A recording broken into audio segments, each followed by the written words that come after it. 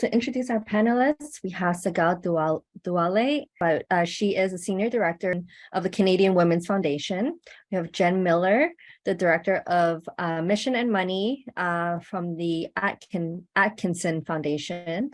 Michelle Baldwin, she is the Senior Advisor of the Community Foundations of Canada.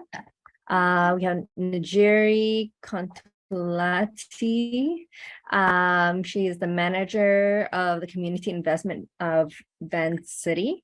We have Tracy Robertson, partnerships of the Ontario Trillium Foundation. Sally Damaki, policy analyst of ESDC. Artie Freeman, CEO of Definity Insurance Foundation. I have a couple of questions for the panelists. So for Sagal, the Canadian Women's Foundation has led advancing gender equality across a number of impact areas over the last few decades. What progress has been made and inspires your work? I think that's a big question, but I'll try my best. I think the foundation has really been, for the last 30 years, been working towards gender justice and gender equality, and some really good progress has been made, absolutely, in terms of where Canada is globally relative to other countries. We are usually in the top 10, top 20 list based on different factors. We lead the United States, we only kind of lag behind a few countries in Western Europe and Nordic countries. But when we look at the intersectionalities around race, economic status and so on, it's not necessarily the case. And I'll come back to that. But in terms of kind of that broader, progress and what's being made, I think workforce participation for women, we have more women and non-binary people in political leadership roles. They're in positions of advocacy to make those structural changes. And I think what's more promising now is the federal government's investment in the national childcare system, which goes a long way to supporting gender equality. So I think we've been encouraged by this momentum and investment from the federal government towards things like the National Action Plan on ending gender-based violence, the emergency pandemic funding to support frontline service organizations like shelters and transition homes. And so we're seeing this movement towards this application towards using more gender-based analysis when it comes to policymaking and budgeting at that level.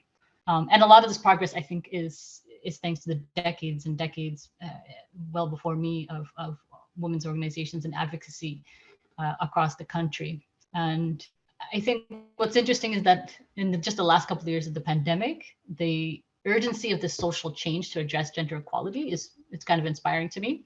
And we already know that the crisis of the pandemic disproportionately impacted diverse women, Black women, First Nations, BT, and Inuit women.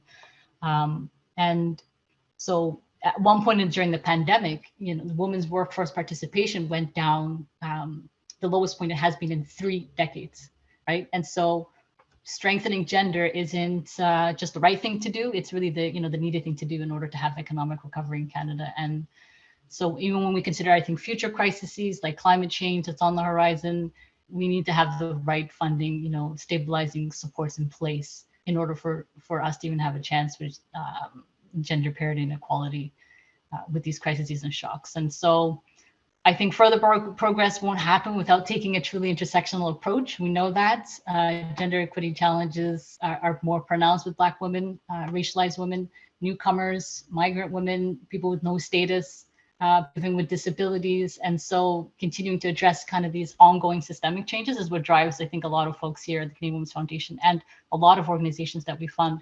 It's that urgency to continue to address those kind of root issues when it comes to gender equality and gender justice. Beautiful. Thank you so much. Sally, in your opinion, how do we establish ecosystems that are grounded in a sense of belonging? Joining from the Vancity territory of the Ganingahaga Nation, also known as Montreal. Really excited to be here alongside lots of folks I've worked with, including my former boss, Sagal.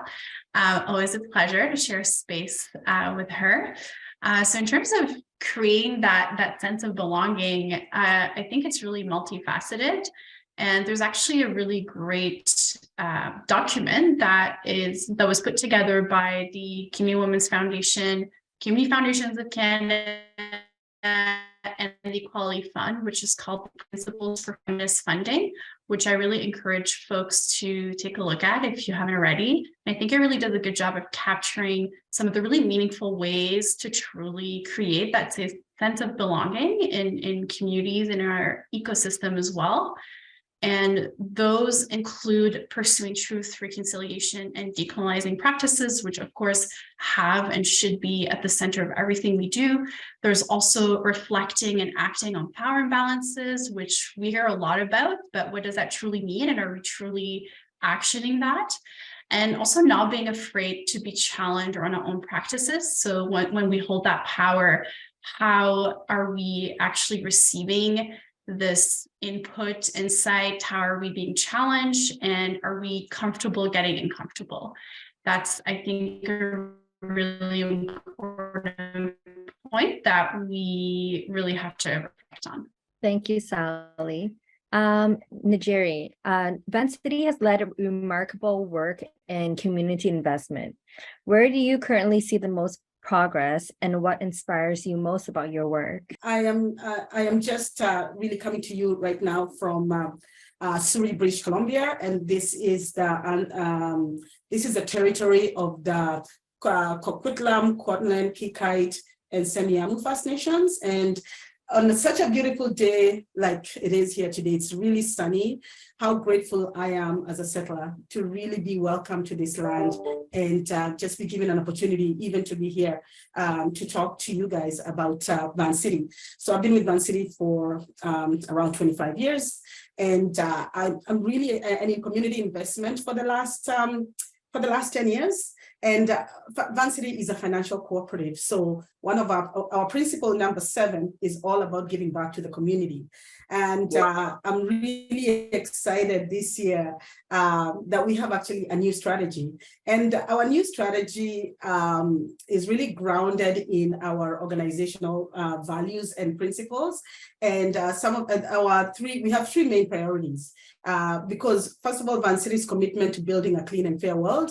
We have 3 priorities, which are around increased financial resilience. So just ensuring that everybody has access to financial services and people feel confident about their savings. And also during these times that are really, really difficult, that people feel they are resilient during these times. And also reduce carbon emissions. So Vancity signed a commitment to, by 2040, to be carbon neutral. So we really are looking at the way we operate and ensuring that we are decarbonizing our businesses and looking at home energy retrofits. And also reconciliation and racial justice. And so really having a comprehensive Indigenous banking strategy and incorporating anti-racist principles, practices, and approaches in all that we do. So one of the exciting things that happened last year is that we were able to hire an external consultant, and he knows who he is. It was Victor through Setsi. And really we were able to review our shared success program. So shared success is the 30% that we give back to community in our membership every year. Those are our net profits. This year, it was $17 million. And so we were able to look at that program approach through an anti-racism and anti-colonial lens. And through that, we were able to recognize that we have, my internet is saying it's unstable. So if I start freezing, just let me know. And so we were able to actually sit back and look back and see how exactly do we want to move forward with the way we are doing our granting. So what we are doing right now is we are shifting towards more larger multi-year investments. We had never really done that, but we have been very, very deliberate in the way we are approaching our granting and ensuring that nonprofits feel that they are confident in being able to operate for the next 3 years because we have done a multi-year investment in them. And this actually has been across all our community investment funding staff. They've been given the authority to do that, which is actually a first in our department. We've also been incorporating the trust-based philanthropy and also funding operational, which a lot of organizations organizations don't do. So we are funding operational, we are funding payroll, we're funding the things that when you get the big grants from the government, the things that they restrict you from getting. So we will look at whatever funding you have, and we will fund what you have restricted from funding. And we are also testing some social innovation, social finance innovation, which I'll talk about doing a granting. So from responsive to more of the proactive and strategic grants. So the proactive grants are based on our relationship with the community partner. So I know because Vancity is based in British Columbia, most of our granting does go in, is funded in BC. But we do have the VCIB, the Vancity Community Investment Bank, that has opened up granting all over the country. So we are opening to supporting community partners across the country. So pretty much excited about the direction we are going. We are really trying to put together some really good data so that we can understand the impact of what we're doing, especially with equity deserving communities. Yeah, so quite excited about the way we are moving, the direction we are going. Thank you. So we have a question for Tracy. In your years of work as a funder, what are some of the best practices that inspire you most? Thanks so much for the question, and thanks Setsi for the invitation to participate in this panel. It's really exciting. I'm calling from London, the traditional lands of the Anishinaabe, Haudenosaunee, and Attawamek peoples. Yeah, question. It made me think actually about that. I know this is a funders panel, but I don't really think of myself as a funder. I think that's what makes it more successful. I think some of the approaches and that I think about is more a mindset. Think about it more as a community builder and someone who wants to work a little bit more holistically and organically, and work with communities to look for the opportunities to engage.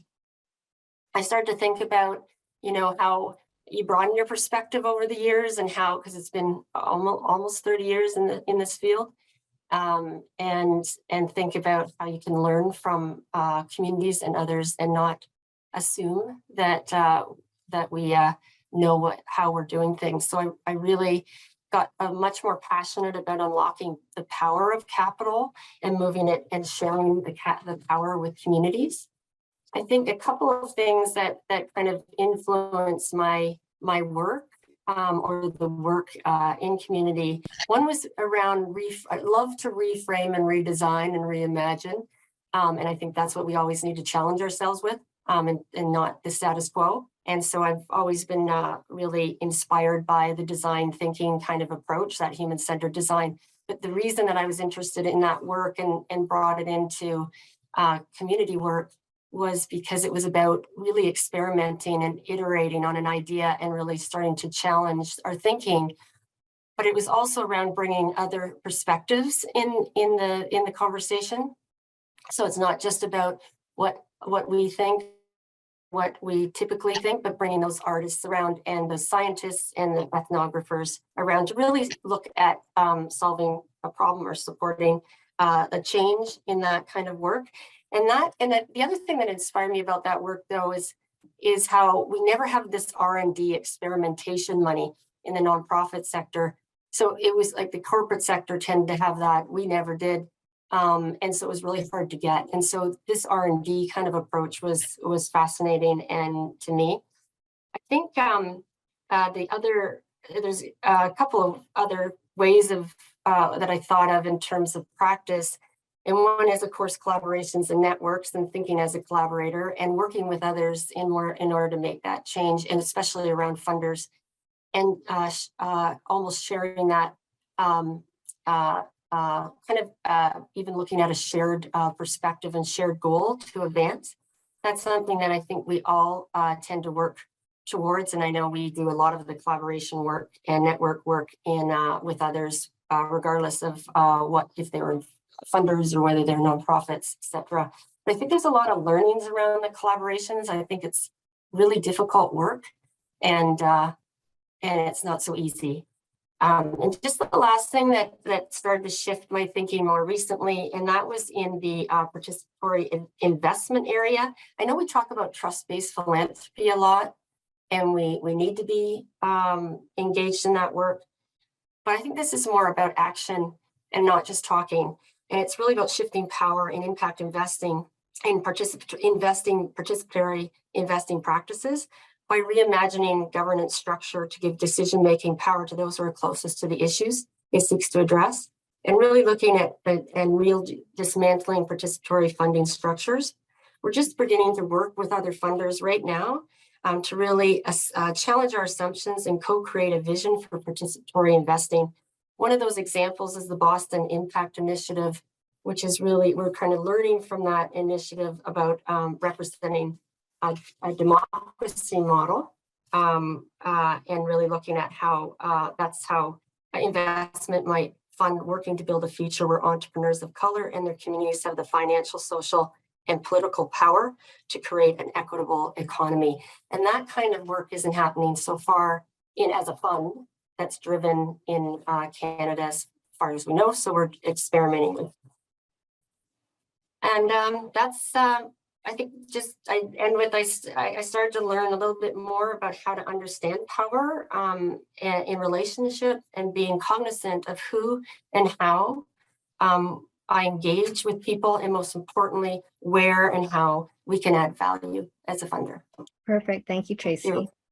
Jen, in your role as Director of Mission and Money with the Atkinson Foundation, a charitable foundation committed to social and economic justice, what are some of the vital values and principles that inform your grant making? Thanks, Gigi. Hello, everybody. I'm based in Toronto, which are the treaty and lands and territory of the Mississaugas of the Credit First Nation, as well as the traditional territory of the Anishinaabe, Huron-Wendat, and Haudenosaunee people. Atkinson is based in Toronto, and our mandate is to fund charitable organizations, movement builders across the province. So we are a grant maker for sure, but we're also an advocate and an investor. And I would say that our values, we strive to make sure that our values cut across all three of those roles. We are somewhat unique in the landscape in that we have a mission. I've always had a mission for social and economic justice. And we know that that mission compels us to pursue racial justice. And I say that we're unique, not because others aren't pursuing those same goals, but for us, it's like baked into like our bylaws, which some days we think, how did they get away with that back in the day? But it allows us to play, I think, a really exciting role in the sector. Our namesake, Joseph Atkinson, was the editor and the publisher of the Toronto Star. He started our foundation with the idea, humanity above all, and how that sort of translates to us on the day-to-day is that he believed, and we feel it is our responsibility to continue that forward. And when I say we, I mean the board and the staff of the foundation, that our work is about putting people first. So while we do fund, of course, charitable organizations, working in collaboration with other organizations and networks, we really do try to remember that it is people who do this work, and it should be the people most affected by the issues that are leading that work. And for us right now, our strategic priority is focused on strengthening movements for decent work and a fair economy. So we work a lot with worker-led organizations. The people who live in those communities not only have a benefit from that development, whether it's a new transit line or a hospital, but there are also democratic ways in which they can influence how that development takes place, and to ensure that people are not displaced as a result of changes to neighborhoods. So we really need to understand where our wealth has come from and work towards repairing our relationship with each other and the planet. Second is the value of equity.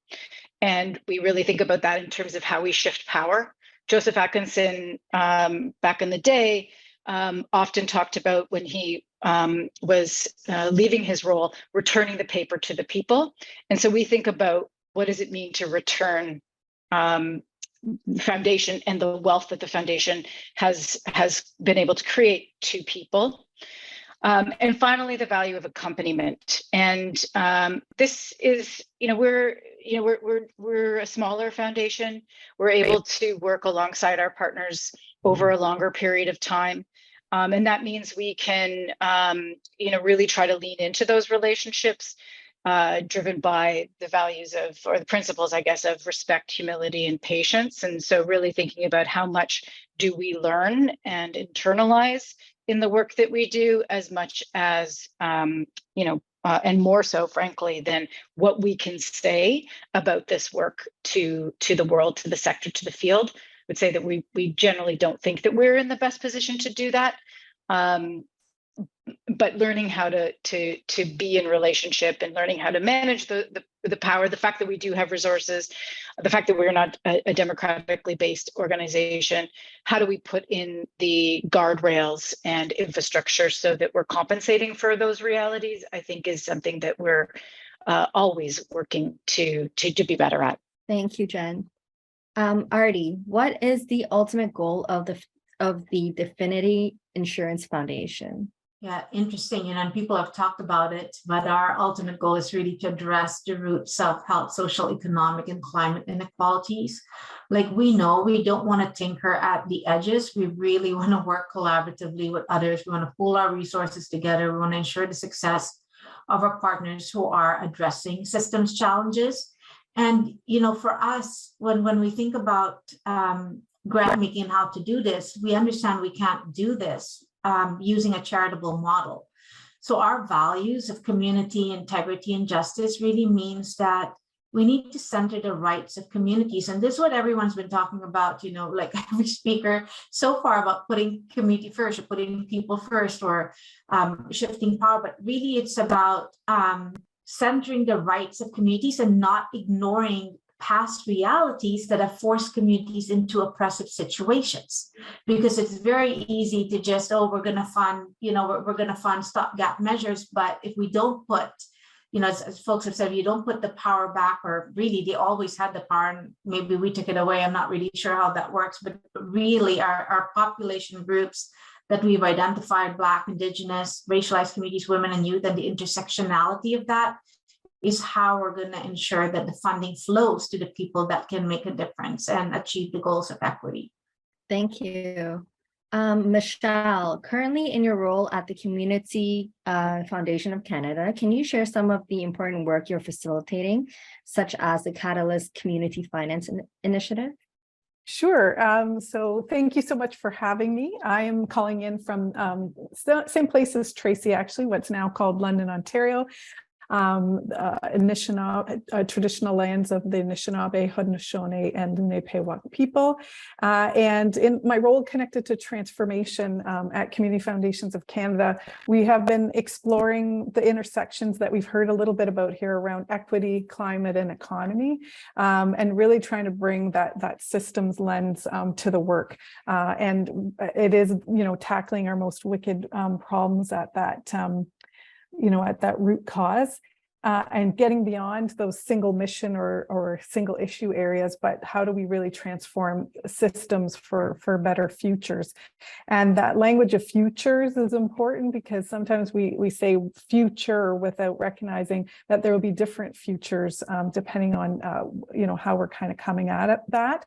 And so in the space of systems innovation finance and gender equality, really excited to be working alongside others who are on this call with Catalyst Community Finance. And just if you think about community foundations as an example, there we have over 200 across the country, but then we have all sorts of other intermediaries that make up this ecosystem of place-based community finance, whether that's in urban areas, rural areas, northern communities. And so Catalyst is on a mission to really galvanize and build that ecosystem, really centering equity, including the intersectionality of gender, race, Indigenous reconciliation, disability, LGBTQ2+. And so really looking at from that broad place and how can we facilitate the knowledge sharing, because so many times we're replicating things.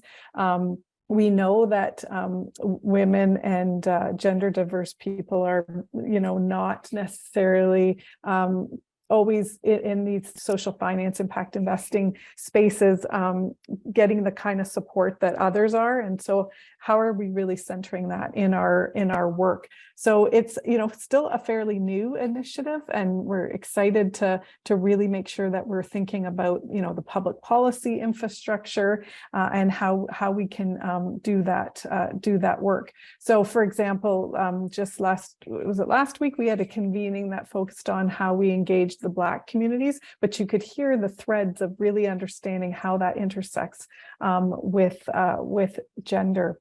And I think the place-based piece and the local piece is really important because, as we're engaging in this work, really understanding what those local needs are from really thinking at that participatory level and where those decisions are being made. And I know in some of my early work in the space of community finance, definitely was missing who's making those decisions, and in some ways we're replicating some of the patterns that have existed before.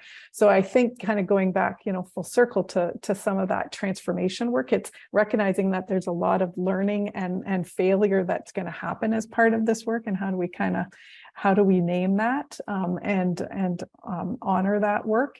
And I guess just to say that we're, as we build out this action plan, we think about we started in Ontario, but we're kind of trying to go across Canada and really think about how do we support those folks that are in these ecosystems and the intermediaries to really share, so that we're not having to replicate things.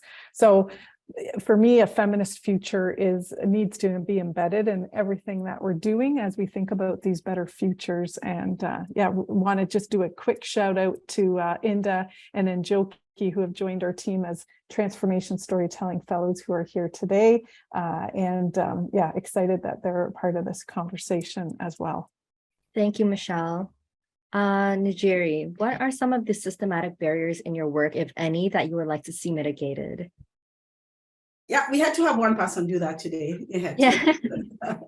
Yeah. So thank you so much for that question. And when I was thinking about this, as I think about it now, I just think, did I actually answer that question before? But I think about the work like we did with the consultant last year, because the consultant, Setsi, made us recognize our responsibility as funders, how we are, and really how we really are contributing to those systemic inequalities, both in the way the wealth is accumulated and in the way that how the dissemination is controlled. So we find, so what we really, and who do we deem trustworthy or not? And really that has been a huge, understanding that has been one of the, I think, the biggest aha moments we've had this year, because we've been talking about as a group, we have a team of we're 5 of us that actually look at the responsive granting, because that's where we get a lot more of the reactive grants and not the proactive ones. And so what we did was that we looked at the process. The process was around, at the time they were only getting around 10,000, but we were making them complete a 12-page form. And so we started immediately easing the burden of the grantees in how they access the funding. Our form is now just 2 pages, and it's online. It's a pretty, we're using a new online granting portal that is really quite, the ease of applying has risen quite, it's actually quite highly risen, because I'm finding that we are actually getting double the number of applications coming in, because we've made it very easy for people to apply. And then when we talked about trust-based philanthropy, somebody said, how are you actually using it? And it's been more around when we see an application that you can tell the type of person that's applied,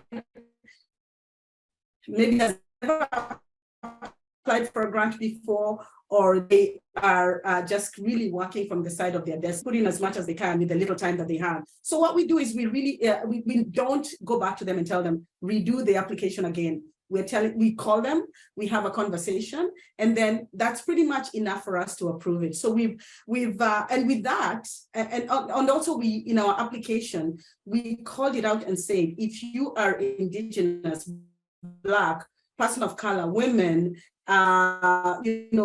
people living in low income, people with a disability, you will get first priority when you apply for this grants. That has actually brought people from really we would never have seen before, and very, very worthwhile causes. And yeah, so it's been an interesting way of, so there were so many barriers that we had for for us as grantors and also as grantees. But I'm finding that the more we are working with people and really looking at the human side of it, the people side of it, and not making people go back and forth with applications, just picking up the phone and having a quick conversation and making a decision immediately has made a real difference in the way we are approaching the work. SDC, you have engaged many communities on the margins of many ecosystems.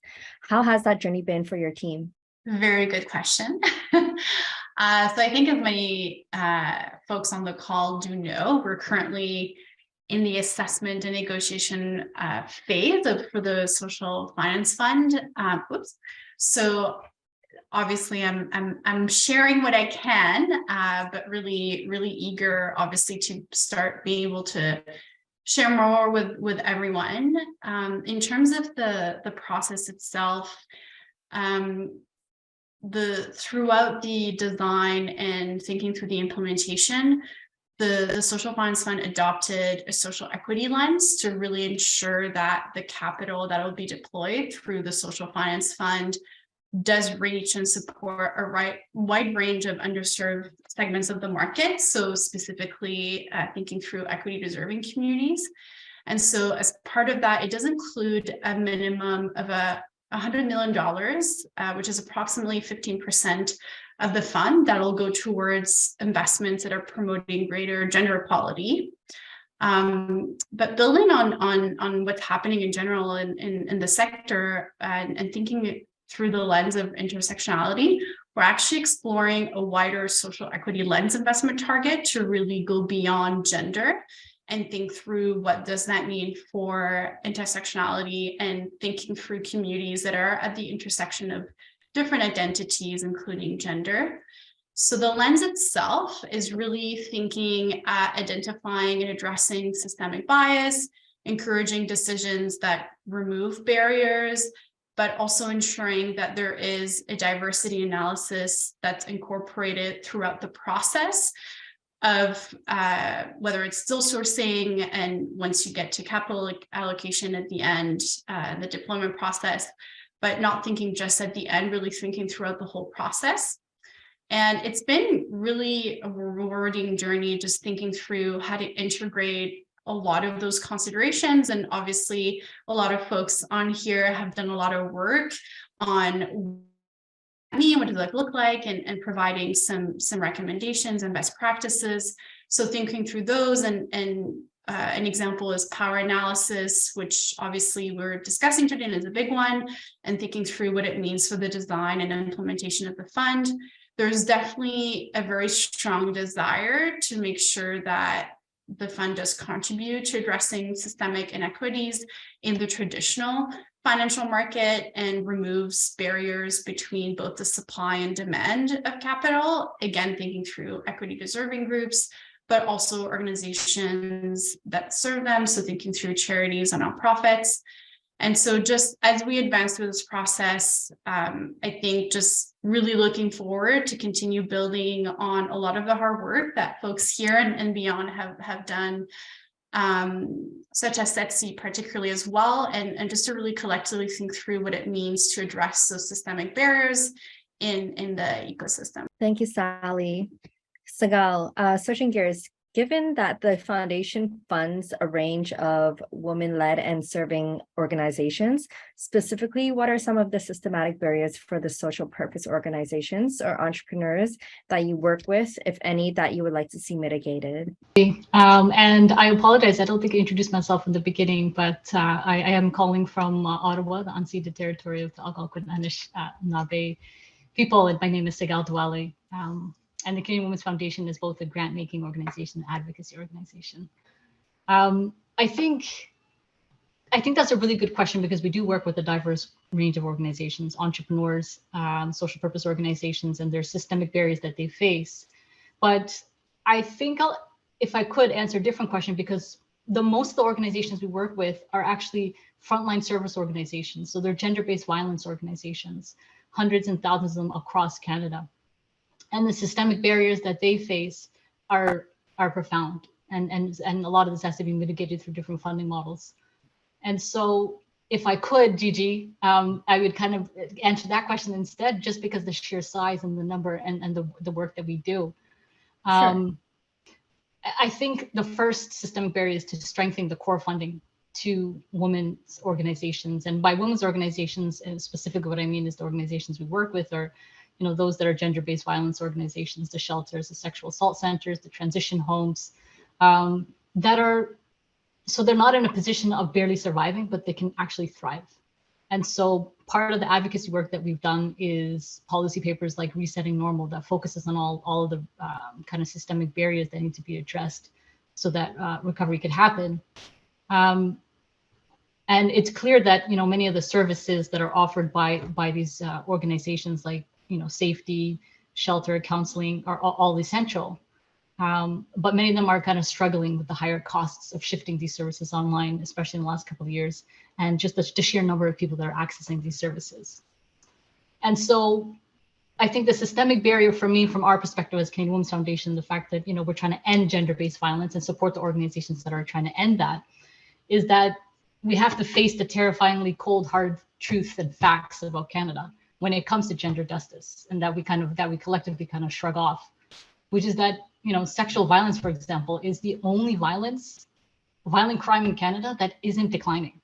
Every other violent crime in Canada is completely on the decline except for sexual violence. And so why is that? Why are we so accepting of the fact that the overwhelming majority are women and gender diverse people when it comes to sexual violence? And so the aftermath and the cost of this in terms of funding is billions and billions of dollars in Canada. And so, and when we talk about systemic barriers from our perspective, I think, in terms of mitigation, the current funding model that we have is a full-blown deficit model where women's organizations have to show kind of desperate needs, and the lack of funding in order to be even considered worthy of support and funding. Right. And so to compound that, I think they're not able to even put aside funds to shore up against future crises. And so, what we're really interested in is that we have to change this business as usual approach to funding that, this sector in particular. And, we want to learn what is happening. What are the different funding models and practices in other sectors, in other communities, and in other organizations. So I'm really excited and interested to learn what's happening with the panelists and those that are listening.